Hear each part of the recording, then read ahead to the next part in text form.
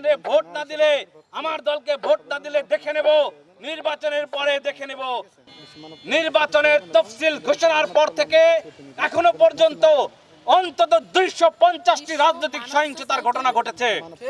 আমরা দেখেছি 21 জানুয়ারি থেকে এখনো পর্যন্ত 4টি হত্যাকাণ্ড ঘটেছে। বাংলাদেশে হত্যার রাজনীতি ফিরিয়ে আনতে যারা কাজ করবে, আগামীর বাংলাদেশ তাদের জন্য হবে না।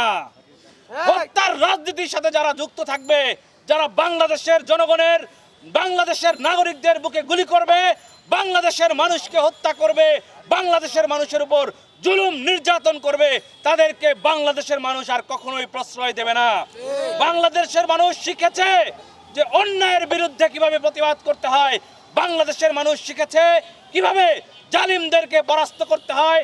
বাংলাদেশের মানুষ শিখেছে কিভাবে স্বৈরাচারদেরকে বাংলাদেশ থেকে বিতাড়িত করতে হয়।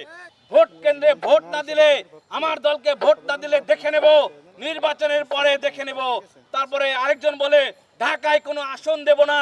তারপরে মানে নির্বাচন হয়ে গেলে যে ক্ষমতায় আসবে সে অন্যদেরকে দেখে নেবে।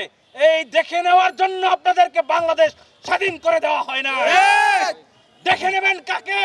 বাংলাদেশের জনগণকে দেখে নিতে চান?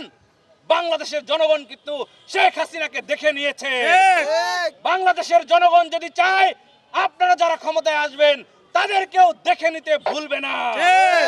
দেখে নেওয়ার হুমকি দেবেন না। আমরা বলতে চাই, আপনাদের এত দেখে নেওয়ার যদি ক্ষমতা থাকতো জাতীয় পার্টিকেই দেখে নিতে পারতেন আপনারা। এতদিনেও জাতীয় পার্টি আপনাদের সাথে ইলেকশনে আসছে, সেটাই দেখে নিতে পারেননি। আপনারা বাংলাদেশের জনগণকে কি দেখে নেবেন?